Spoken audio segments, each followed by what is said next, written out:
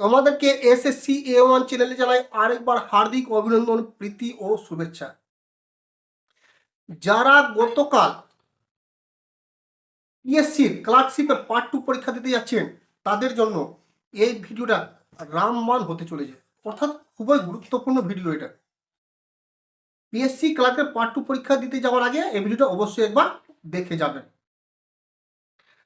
তো ভিডিওটা শেষ পর্যন্ত দেখবেন এবং প্রত্যেকটি কথা মনোযোগ সহকারে শুনবেন, এবং ভিডিও যদি ভালো লাগে তো বন্ধুদের মধ্যে অবশ্যই শেয়ার করে দিবেন, এবং যদি ভিডিও ভালো লাগে তো একটা লাইক করে দেবেন, ডিসলাইক করে দেবেন, এবং যদি কোনো জিজ্ঞাসা থাকে কমেন্ট অবশ্যই জিজ্ঞাসা করবেন। তো শুরু করছি আজকের ভিডিও। তো সবচেয়ে প্রথম কথা, যে পরীক্ষা হলে কি কি নিয়ে যাবেন আর কি কি নিয়ে যাবেন না।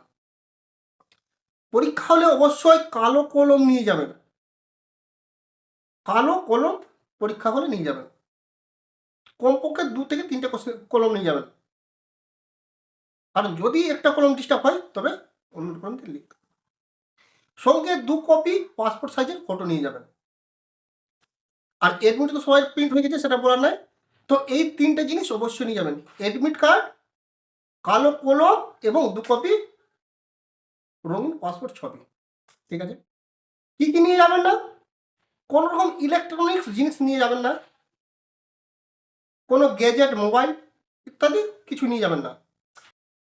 পরিষ্কার জলের বোতল নিয়ে যাবেন, অর্থাৎ লেবেল ছাড়া, স্বচ্ছ, মানে যেটা দেখা যায় সেটা।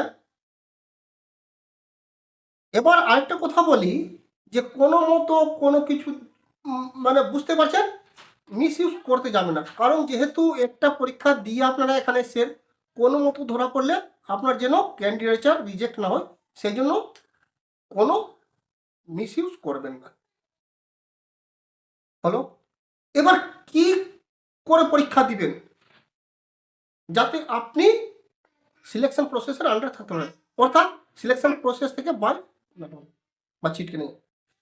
সবচেয়ে গুরুত্বপূর্ণ কথা মনে রাখতে হবে যে কোনো উপায় হোক না কেন, ছোটা টপিক আপনাকে লিখে আসতে হবে। যে কোনো উপায় হোক না কেন, ছোটা টপিক আপনাকে লিখে আসতে হবে। এবার আপনি প্রথমে বাংলা লিখুন বা প্রথমে ইংলিশ লিখুন, সেটা আপনার ব্যাপার, কিন্তু চেষ্টা করুন প্রথমে রিপোর্ট লেখার। এবং দেখবেন যে 10 মিনিটের বেশি না লাগবে, 7-8 মিনিটের শেষ করার চেষ্টা করতে হবে। 7 থেকে 8 মিনিটের চেষ্টা করতে হবে শেষ করার। টোটাল পরীক্ষা কিন্তু 55 মিনিটে শেষ করতে হবে, মানে 5 মিনিট হাতে রাখতে হবে। এবার কোনো মতে রিপোর্ট আপনার 7-8 মিনিট হচ্ছে না, 10 মিনিটের উপরে কোনো টপিকে দেওয়া যাবে না। গুরুত্বপূর্ণ কথা, 10 মিনিটের বেশি কোনো টপিকে দেওয়া যাবে না। অর্থাৎ যখনই 10 মিনিট হয়ে গেল, ওই টপিকটা আপনি থেমে যান, ক্লোজিং স্টেটমেন্ট বা ক্লোজিং বাক্য দিয়ে আপনি সেই লেখাটা শেষ করুন, পরবর্তী লেখাতে চলে যান। তারপরে আপনার যেটা ভালো, ট্রান্সলেশন করতে পারেন বা প্রেসি করতে পারেন, যেটা আপনার ভালো। কিন্তু একটি কথা মনে রাখতে হবে, আপনাকে ওটা টপিকে লিখতে হবে, আর কোনো টপিকে 10 মিনিটের বেশি দিবেন না। যখনই 10 মিনিট হবে ওই টপিকটাই থেমে যাবে।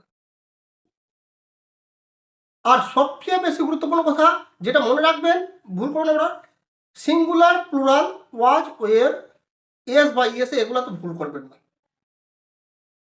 বুঝতে পারলেন?